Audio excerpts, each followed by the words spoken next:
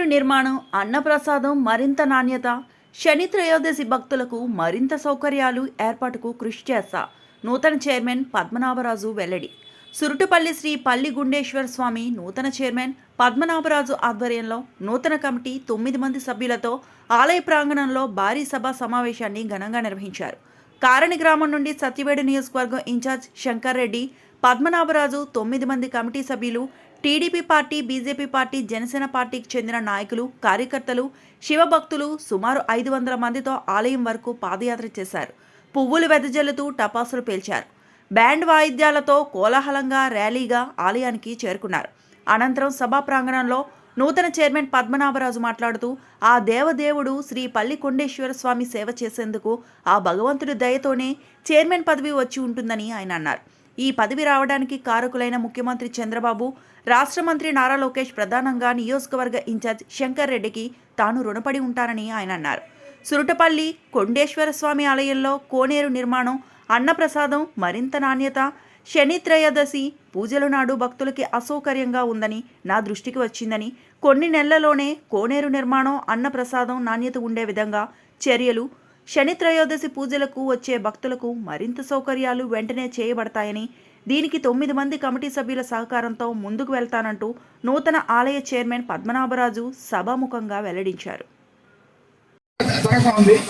దానికి మన పిచ్చాటూరు మునిశేఖర్ నాయుడు గారు 10 లక్షల రూపాయలు ఆ ఇల్లు ఒకటి ఖాళీ చేయించాలి, వాళ్ళకి 25 లక్షల రూపాయలు పెద్దలందరూ మాట్లాడారు.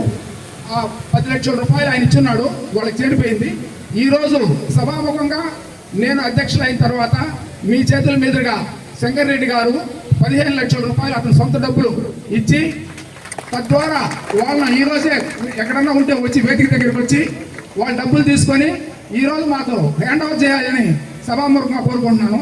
చేసిన వెంటనే అతనే నేను శంకర్ రెడ్డి గారే దీనికి రోడ్ వేసి దానికి కావాల్సిన రథం గుడి చుట్టూ తిప్పాలా మీరు చైర్మన్ అయిన తర్వాత అనేటువంటి భగవంతుడు అంటే ఈశ్వరుడు, శంకరుడు, అందరూ మునిశేఖరు అందరూ ఒకరే.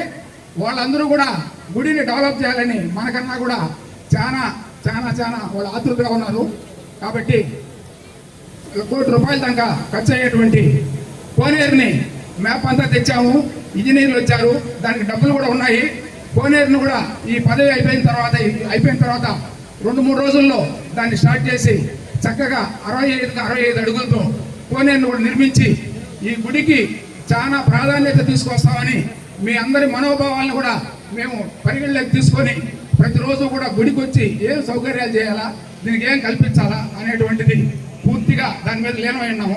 ఇక్కడ వస్తే గెస్ట్ హౌస్లు కూడా దాదాపు 10-12 గెస్ట్ హౌస్లు ఉన్నాయి. దాంట్లో ఇంతకుముందు చైర్మన్ అయిన బాలాజీ రెడ్డి గారు ఒకే ఒక రూమ్ 1 నెలలో నిర్మిస్తానన్నారు, కొద్దిగా పెండింగ్ ఉంది. దాన్ని కూడా నిర్మించి దానికి వాళ్ళ పేరంతా బోర్డులో వేసి ఇక్కడ గెస్ట్ హౌస్లు కూడా కట్టించి దాన్ని సక్రమమైన రీతిలో మెయింటైన్ చేసుకునే దాన్ని కూడా ఈ విధంగా కోరుకుంటూ ఆయన కూడా అడిగాడు. ప్రతి ఒక్క పనిని కూడా అందరూ కట్టి ఉన్నారు. అటువంటి పనులంతా కూడా ఈ గుడిని నిత్యం పర్యవేక్షణలో పెట్టి ప్రతి ఒక్కరూ మనోభావాల్ని పరిగణలోకి తీసుకొని గుడిని డెవలప్ చేస్తామనేటువంటిది మీ అందరి తరఫున